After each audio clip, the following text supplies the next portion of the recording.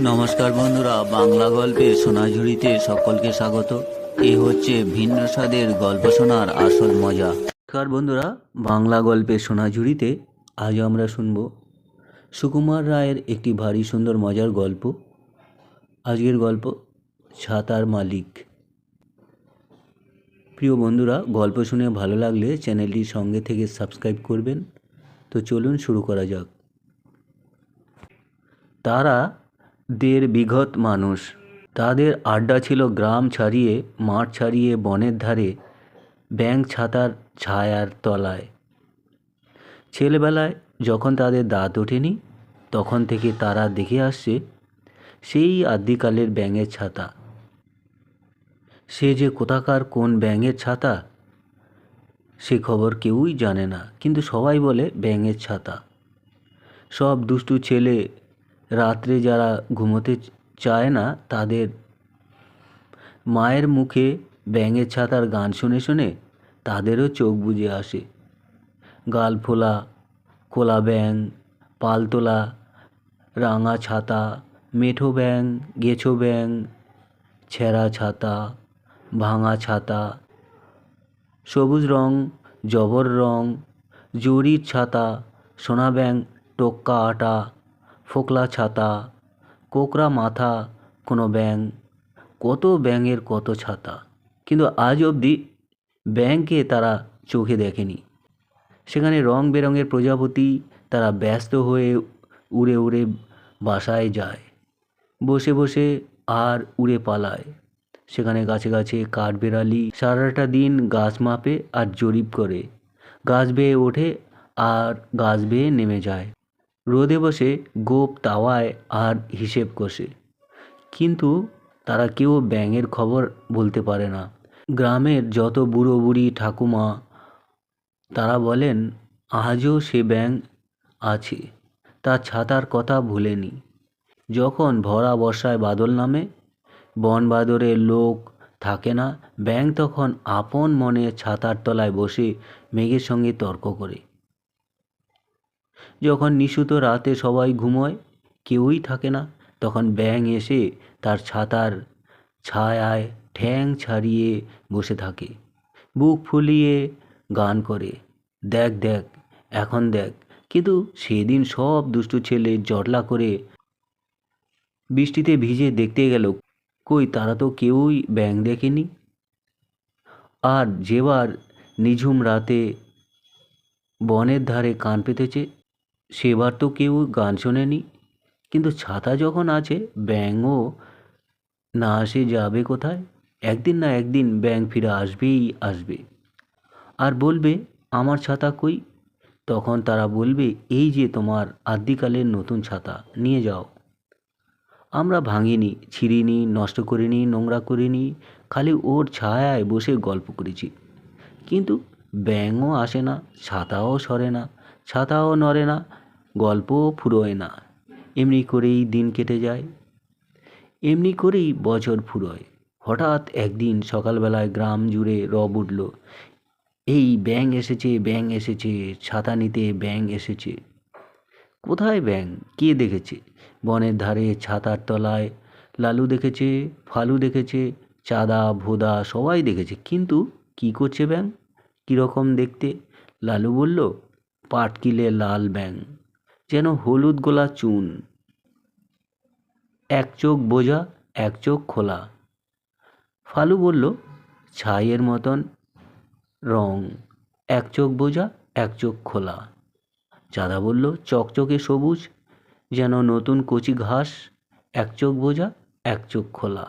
ভোদা বলল, ফুসো ফুসো রং, যেন পুরনো তেঁতুল, এক চোখ বোঝা, এক চোখ খোলা। গ্রামের যত বুড়ো, যত মহা মহা পণ্ডিত সবাই বলল, কারুর সঙ্গে কারুর মিল নেই। তোরা কি দেখছিস আবার বল? লালু, কালু, ভোদা সবাই বলল, ছাতার তলায় জ্যান্ত ব্যাঙ, আর তার ৪ হাত লম্বা লেজ। শুনে সবাই মাথা নেড়ে বলল, উহ, তাহলে কখনো সেটা ব্যাঙ নয়, সেটা বোধহয় ব্যাঙের বাচ্চা ব্যাঙাচি। তা নইলে লেজ থাকবে কেন? ব্যাঙ না হোক, ব্যাঙের ছেলে তো বটে। ছেলে না হোক নাতি, কিংবা ভাইপো কিংবা ব্যাঙের কেউ তো বটে। সবাই বলল, চল চল দেখবি চল। সবাই মিলে দৌড়ে চলল। মাঠের পাড়ে বনের ধারে ব্যাঙ ছাতার ডগায় বসে কে একজন রোদ পোহাচ্ছে। রংটা যেন শ্যাওলা ধরা গাছের বাকল। লেজখানা তার ঘাসের উপর ঝুলে পড়ছে। এক চোখ বোঝা, এক চোখ খোলা, এক দৃষ্টে সে তাকিয়ে আছে। সবাই যখন চেঁচিয়ে বলল, তুমি কে হে, শুনে সে ডাইনেও তাকালো না, বায়েও তাকালো না। খালি একবার রং বদলিয়ে খোলা চোখটা বুঝলো আর বোঝা চোখটা খুললো। আর এক হাত লম্বা জিভ বার করেই তক্ষুনি আবার গুটিয়ে নিল। গ্রামের যে হোমরা বুড়ো সে বলল, মোড়ল ভাই, ওটা যে জবাব দেয় না, কালা নাকি? মোড়ল বলল, হবেও বা। সর্দার খুড়ো সাহস করে বলল, চল না ভাই, এগিয়ে যাই, কানের কাছে চেঁচিয়ে বলি। মোড়ল বলল, ঠিক বলেছ। হোমরা বলল, তোমরা এগো, আমি এই ঝোপের মধ্যে উঁচিয়ে বসি। যদি কিছু করতে আসে ঘাচাত করে তাকে ধরব। তখন সর্দার সেই ছাতার উপরে উঠে লেজওয়ালাটার কানের কাছে হঠাৎ কোন হায় বলে এমনি জোরে হাঁকড়ে উঠল যে সেটা আরেকটু হলে ছাতার থেকে পড়ে যাচ্ছিল।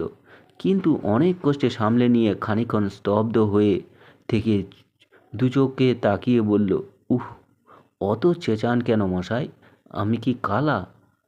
তখন সর্দার নরম হয়ে বলল, তবে যে জবাব দিচ্ছিস না? লেজওয়ালা বলল, দেখছেন না মাছি খাচ্ছিলাম, কি বলতে যাচ্ছেন বলুন না।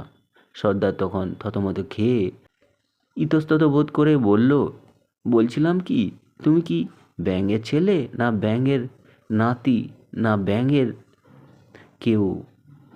লেজওয়ালা তখন বেজায় চটে গিয়ে বলল, আপনি কি আরশোলার পিছে? আপনি কি চামচিকের খোকা? সর্দার বলল, আহা, রাগ করছো কেন? সে বললে, আপনি আমায় ব্যাং ব্যাং করছেন কেন? সর্দার বলল, তুমি কি ব্যাঙের কেউ হও না? জন্তুটা তখন, না না না, কেউ না। তাই না দেখে সর্দার বুড়ো চিৎকার করে বলল, তবে যে তুমি ছাতা নিতে এসেছো? সঙ্গে সঙ্গে সবাই চেঁচাতে লাগলো, নেমে এসো, নেমে এসো, শিগগিরই নেমে আসো। মোড়ল খুড়ো ছুটে গিয়ে প্রাণপণে তার লেজটা ধরে টানতে লাগলো। হোমরা খুড়ো কোপের মধ্য থেকে আকশিটা উঁচিয়ে তুলল। লেজওয়ালা বিরক্ত হয়ে বলল, কি আপদ মশাই, লেজ ধরে টানছেন কেন? ছিঁড়ে যাবে যে। সর্দার বলল, তুমি কেন ব্যাঙের ছাতায় চড়েছ? পা দিয়ে ছাতা মারাচ্ছ? জন্তুটা তখন আকাশের দিকে গোল গোল চোখ করে খানিকক্ষণ তাকিয়ে বলল, কি বললেন? কিসের কি? সর্দার বললেন, বললাম যে ব্যাঙের ছাতা। যেমনি বলা অমনি খ্যাক খ্যাক খ্যাক খ্যাক করে হাসতে হাসতে হাসতে একবারে মাটির উপরে গড়িয়ে পড়ল। তার গায়ে নীল, লাল, হলদে, সবুজ রামধনুর মতো অদ্ভুত রং খুলতে লাগলো। সবাই ব্যস্ত হয়ে দৌড়ে এলো। কি হয়েছে, কি হয়েছে? কেউ বলল, জল দাও। অনেকক্ষণ পর জন্তুটা ঠান্ডা হয়ে উঠল। ব্যাঙের ছাতা কি হে? ওটা বুঝি ছাতা হলো? যেমন বুদ্ধি তোমাদের, ওটা ছাতাও নয়, ব্যাঙেরও কিছু নয়। যারা বোকা তারা বলে ব্যাঙের ছাতা। শুনে কেউ কোনো কথা বলতে পারল না। সবাই মুখ চাওয়াচাওয়ি করতে লাগলো। শেষকালে ছোকরা মতো একজন জিজ্ঞাসা করল, আপনি কে মশাই? লেজওয়ালা বলল, আমি বহুরূপী। আমি গিরগিটির খুড়তুতো ভাই, গোসাপের জ্ঞাতি। এটা এখন আমার হলো, আমি বাড়ি নিয়ে যাব। এই বলে সে ব্যাঙের ছাতাটাকে বগল দাবা করে নিয়ে গম্ভীরভাবে চলে গেল। আর সবাই মিলে হা করে তাকিয়ে রইল।